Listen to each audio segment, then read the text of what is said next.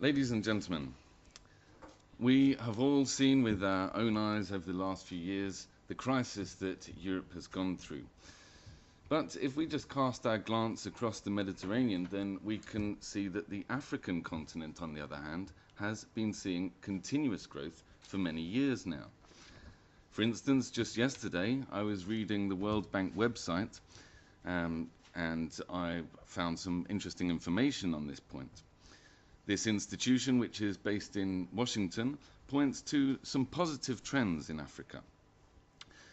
The World Bank says that sub-Saharan Africa boasted a growth rate of 4.7% for 2013.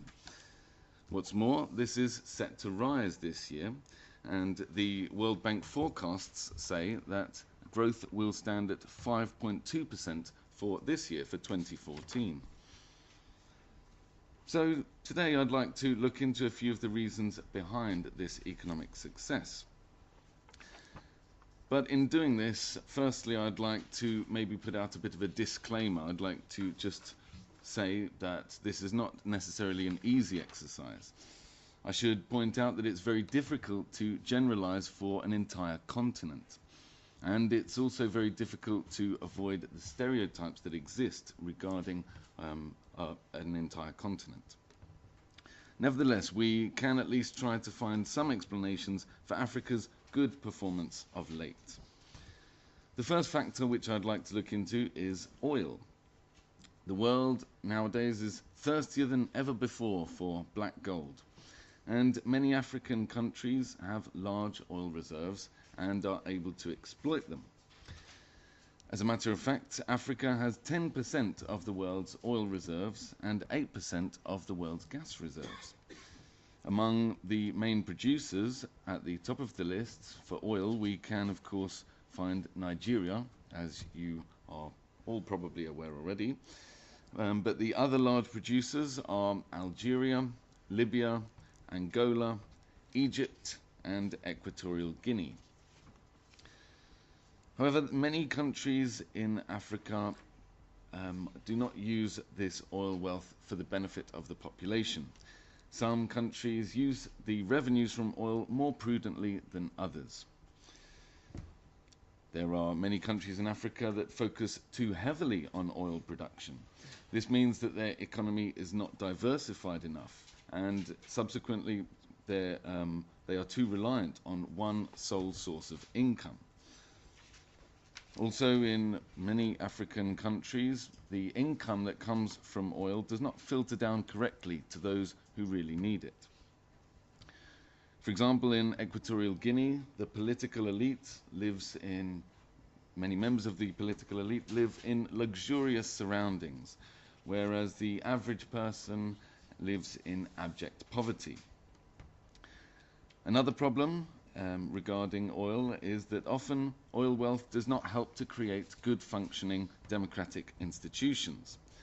As a matter of fact, often the opposite is true. This is because, after all, where there's money, often there's corruption too. Nevertheless, many countries have used their oil income in order to benefit their countries on the whole. For example, Algeria and Nigeria have used oil revenues to pay off foreign debt, and indeed, in so doing, they've gone a long way to overcoming their debt problems. However, in Central Africa, and particularly in Chad, oil revenues have been used to purchase weapons, and this has fomented conflict and tension in the region. However, oil doesn't explain everything. Oil doesn't explain all of Africa's growth. We should look into other factors as well. And here I'd like to firstly mention mining and natural resources. We all know that South Africa has some of the largest reserves of mining resources in the whole world. And this has helped it to grow, and it's helped its economy to develop over the years. For many years, South Africa was the largest economy in Africa, before being recently overtaken by Nigeria, as you may have seen in the news recently.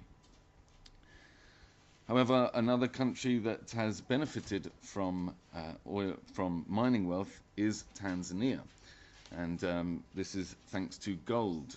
mainly. Tanzania has made use of its gold revenues, its revenues that have come from gold, in order to reimburse its foreign debt, and it has helped to improve the living conditions of its population. Another key factor in improving the economy of Tanzania has been tourism as well. Another positive story on this topic is Botswana. It has used its revenues to help fund primary and secondary school education. Then another factor we could look into is agriculture.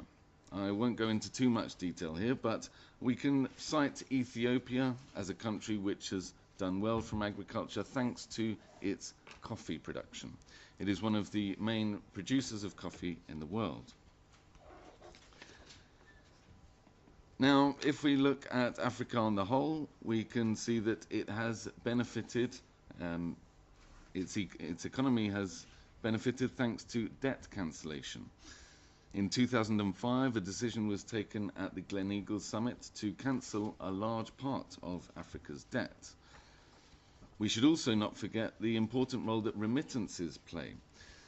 A large share of Africa's GDP comes from members of its diaspora who have gone abroad in order to work and to send money back to their relatives back home. So, ladies and gentlemen, I have tried to give you an overview of the changes that have been underway recently in Africa, and I've tried to explain to some degree how Africa's economic performance has taken place and the main factors that explain it. Thank you.